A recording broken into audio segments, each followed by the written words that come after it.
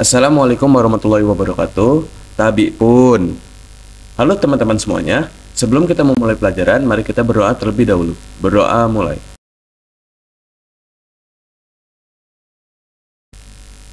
Berdoa selesai. Pada kali ini kita akan membahas tentang KSN. KSN adalah massa pada mekanika klasik, merupakan properti dari suatu objek atau bisa juga kumpulan dari partikel-partikel yang membentuk dari suatu objek.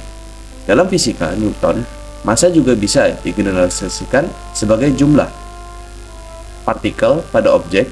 Massa jenis secara singkat didefinisikan sebagai massa persatuan ukur, entah itu persatuan panjang, persatuan luas, maupun persatuan volume. Maka dari itu terdapat tiga tipe massa jenis. Yang pertama yaitu massa persatuan panjang yang biasa disimbolkan dengan lambda, massa persatuan luas yang biasa disimbolkan dengan sigma, dan massa persatuan volume yang dibaca rho.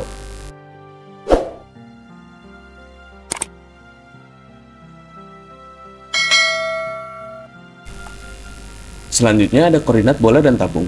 Koordinat bola dan tabung yaitu koordinat merupakan bagian dari koordinat polar juga.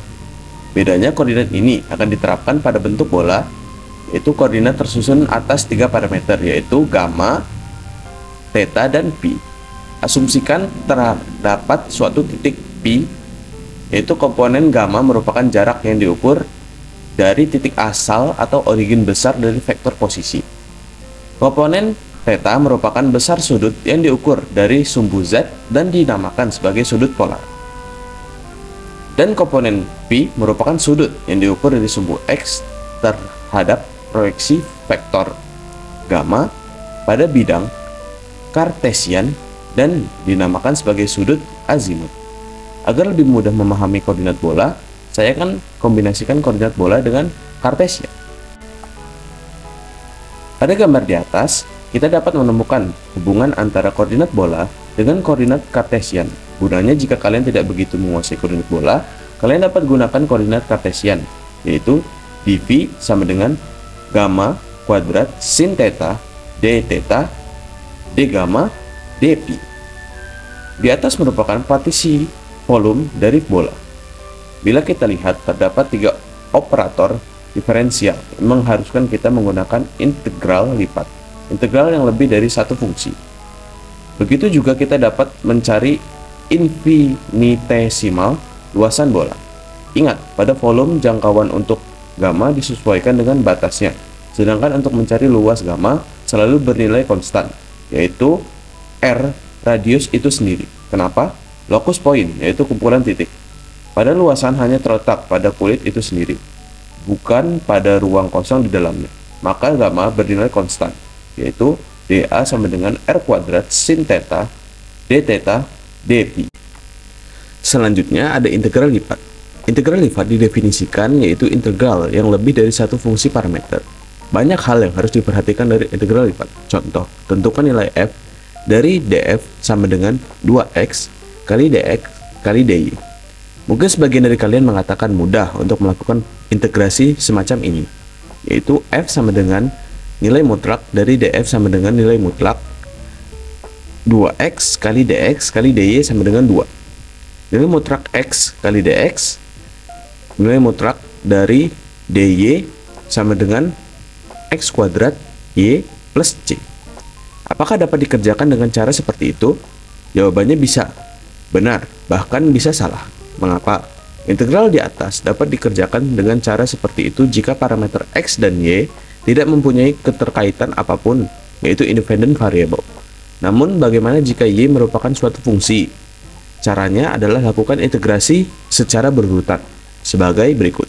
Asumsikan bahwa y sama dengan 4x min 3.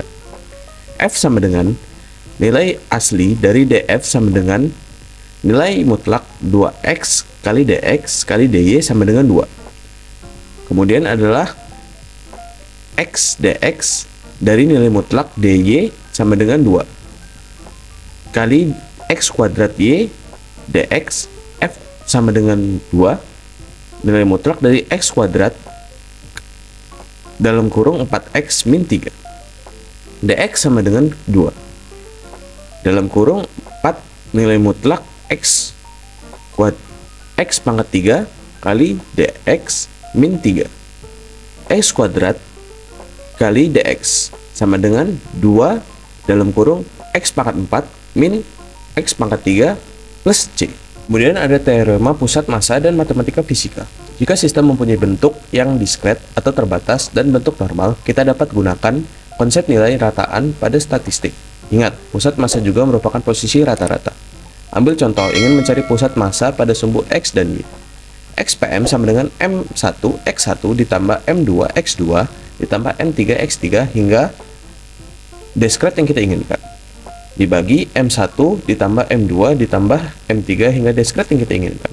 Sama dengan alpha N I sama dengan 1 MI X dibagi alpha N I sama dengan 1 MI. Kemudian ada YPM sama dengan M1Y1 ditambah M2Y2 ditambah M3Y3 hingga diskret yang kita inginkan dibagi M1 ditambah M2 ditambah M3 hingga diskret yang kita inginkan sama dengan XN I sama dengan 1 MI YI dibagi XN I1 sama dengan M1. Jika sistem mempunyai bentuk yang kontinu atau berkesinambungan seperti bola, tabung, kerucut, dan sebagainya, tidak dapat dikerjakan dengan persamaan statistika diskret mau sampai berapa lama kalian menjumlahkan tiap bagian. Maka dari itu, notasi sigma akan diubah menjadi notasi integral, yaitu XPM sama dengan X sama dengan lambda X dm dibagi X dm. YPM sama dengan Y sama dengan F Y dm dibagi F dm. Di mana lambang dalam kurung merupakan lambang yang menunjukkan nilai rata-rata dan delta M merupakan persamaan infinitesimal dari sebuah massa, yaitu delta M sama dengan Pi delta V atau sigma delta A atau lambda delta L mengikuti parameter. Kemudian ada momen inersia. Momen inersia merupakan kecenderungan benda untuk berotasi yang ditentukan dari berbagai aspek pada bahan objeknya. Nantinya, jika kalian sudah mempelajari dinamika rotasi, momen inersia yang biasanya dilambangkan dengan delta merupakan analog dengan massa pada dinamika translasi, mempunyai peran yang sama dengan massa besar dari suatu momen inersia. Massa rotasi ditentukan dari distribusi massanya dan sumbu rotasinya. Lalu ada formula diskret untuk momen inersia. Sebelumnya, saya hanya ingin mengulang sedikit definisi mengenai diskret. Diskret mempunyai definisi sebagai terputus-putus, terbatas, tidak kontinu, tidak tentu. Mungkin beberapa kata tersebut dapat membangkitkan lagi ingatan kalian pada materi sebelumnya, di mana diskret identik dengan notasi sigma dan kontinu identik dengan integral. Delta sama dengan M1S kuadrat 1 ditambah M2 S2 kuadrat ditambah M3 S3 kuadrat ditambah hingga MN SN kuadrat hingga yang kita inginkan diskretnya sama dengan alpha N I sama dengan 1 MI SI kuadrat, di mana S merupakan jarak terdekat suatu objek dengan sumbu rotasi. Jarak terdekat akan membentuk sudut siku-siku pada masing-masing titik. Lalu ada formula kontinu untuk momen inersia. Untuk formula kontinu mudah saja untuk didapatkan, hanya mengganti notasi sigma pada persamaan diskret menjadi notasi integral, yaitu I sama dengan integral S kuadrat delta M, di mana delta M merupakan infinitesimal dari massa diferensial massa, dan S merupakan jarak terdekat titik sembarang pada objek dengan sumbu rotasi, yaitu vektor perpendicular of the axis of rotation and extending from a point on the rotation axis to a point in the solid. Saya akan berikan sedikit contoh bagaimana cara menggunakan persamaan di atas. Ingat, akan ada nada integral lipat lagi. Sumbu rotasi 1 membagi kawat menjadi dua bagian yang sama panjang, sedangkan sumbu rotasi 2 membagi kawat menjadi dua bagian, yaitu 1/4 L dan 3/4 L, seperti gambar di atas. Sumbu rotasi 1 komponen S merupakan jarak terdekat, yaitu asumsikan saja X I integral S kuadrat delta M sama dengan lambda integral 1/2 X sama dengan min L kuadrat. X pangkat 3 dx sama dengan 1/12 ml kuadrat. Lalu sumbu rotasi 2 yaitu I sama dengan integral S kuadrat delta M sama dengan lambda 3L/4. Untuk sumbu rotasi 2, I sama dengan integral S kuadrat delta M sama dengan lambda integral 3L/4 X sama dengan L/4 X kuadrat delta X sama dengan 7/48 ml kuadrat. Selanjutnya ada teorema sumbu sejajar. Teorema sumbu sejajar biasa digambarkan dengan lambda sama dengan lambda PM ditambah MD kuadrat, di mana lambda PM merupakan momen inersia pada pusat massa untuk apapun sumbu rotasi dan nilai momen inersianya mengikuti sumbu rotasinya. Sedangkan D merupakan jarak sumbu rotasi yang diinginkan, diukur dari sumbu rotasi pusat, massa, serta M yang merupakan massa sistem. Sekarang ke soal dan pembahasan. Nomor 1, terdapat sebuah bidang datar yang homogen berbentuk segitiga siku-siku. Diketahui titik origin berada di bagian paling kiri segitiga, seperti gambar ini. Tentukan posisi pusat massa pada sumbu Y. Kita gunakan analisis geometri segitiga di mana X merupakan jarak yang diukur dari origin dan Y merupakan jarak yang diukur dari alas. Konsep sebangun yaitu X per Y sama dengan A per B. Karena homogen, kiat dapat melakukan modifikasi persamaan rata integral X PM sama dengan integral X delta A per integral dA sama dengan integral X dx per dy per 1/2 AB. Integral lipat di mana X dan Y saling berkaitan yaitu X PM sama dengan integral A X sama dengan 0 X dx integral Y sama dengan 0 dy per 1/2 AB sama dengan integral A X sama dengan 0 XY dx per 1/2 AB sama dengan B per A integral A X sama dengan 0 X kuadrat dx per 1/2 AB sama dengan 2/3 A. Selanjutnya nomor 2, tentukan posisi pusat massa pada sumbu Y. Untuk nomor 3 dan 4 terdapat setengah bola pejal yang memiliki keunikan pada distribusi massanya, yaitu non-homogen. Distribusi massanya memenuhi persamaan di bawah ini, yaitu P R theta sama dengan K per R kuadrat sin theta. Diketahui radius setengah bola pejal sebesar R di mana titik origin berada pada pusat setengah bola pejal.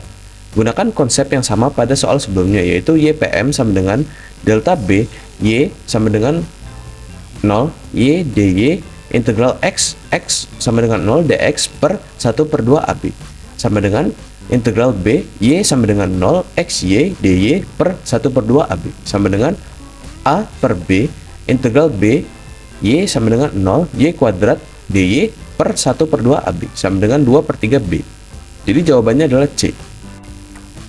Nah, untuk nomor 3, tentukan massa total setengah bola pejal, yaitu kita gunakan sistem kontinu. M sama dengan integral P delta V sama dengan K integral 1 per R kuadrat sin theta R kuadrat dr sin theta d theta dP. M sama dengan K integral R sama dengan 0 dr integral P theta sama dengan 0 sin kuadrat theta d theta integral 2pi pi sama dengan 0 dp sama dengan 2pi k r integral pi theta sama dengan 0 1 min cos 2pi per pi di d theta sama dengan pi kuadrat kr. Jadi jawabannya adalah A. Untuk nomor 4, tentukan letak pusat massa pada sumbu Y. Untuk nomor 5 dan 6, sebuah mobil roda 4 membelok pada suatu tikungan berbentuk lingkaran. Lintasan tengah poros roda belakang membentuk lingkaran terhadap pusat tikungan tersebut dengan jari-jari R. Panjang poros atau jarak antara kedua roda belakang adalah H. Massa masing-masing roda belakang adalah M. Roda belakang dapat diasumsikan sebagai suatu cakram dengan jari-jari B. Tentukan acuan integral. YPM sama dengan integral Y dm per Y delta M sama dengan integral R cos d theta K per R kuadrat sin theta R kuadrat delta R sin theta d theta dpi per pi kuadrat kr sama dengan k integral r sama dengan 0 r dr integral pi per 2 theta sama dengan 0 cos theta sin kuadrat theta d theta integral 2pi pi sama dengan 0 dpi per pi kuadrat kr ypm sama dengan pi kr kuadrat per 3 pi kuadrat kr sama dengan 1/3 dari r per pi. Jadi jawabannya adalah A. Kemudian nomor 5, untuk nomor 5 dan 6, sebuah mobil roda 4 membelok pada suatu tikungan berbentuk lingkaran. Lintasan tengah poros roda belakang membentuk lingkaran terhadap pusat tikungan tersebut dengan jari-jari R. Panjang poros atau jarak antara kedua roda belakang adalah H. Massa masing-masing roda belakang adalah M. Roda belakang dapat diasumsikan sebagai suatu cakram dengan jari-jari B. Tentukan momen inersia roda terhadap sumbu rotasi Z. Sumbu Z merupakan sumbu yang tegak lurus dengan bidang menembus pusat massa roda. Roda merupakan silinder yang berotasi di mana sumbu rotasi tegak lurus dengan permukaan, maka I sama dengan 1/2 mr kuadrat. Jadi jawabannya adalah D.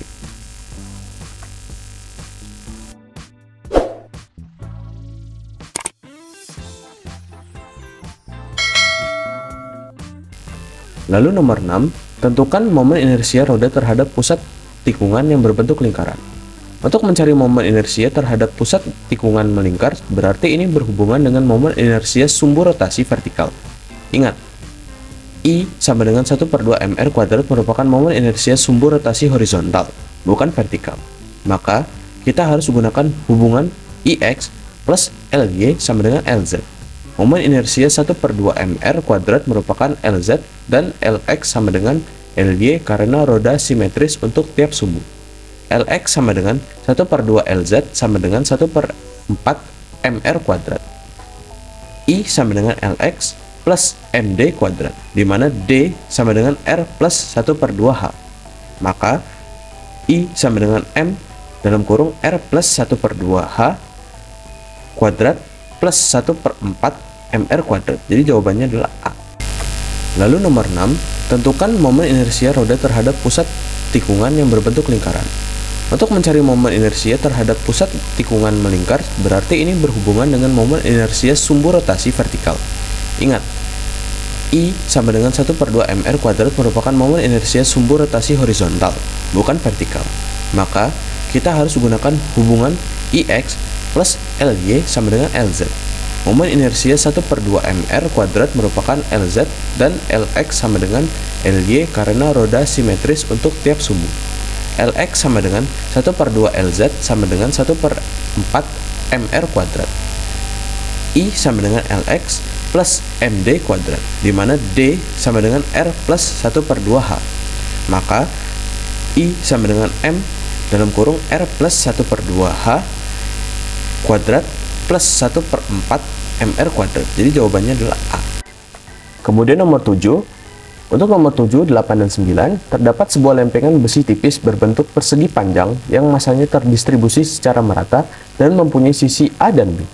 Terdapat 3 model sumbu rotasi pada lempengan ini yang akan kita cari momen inersianya. Massa totalnya sebesar M seperti pada gambar.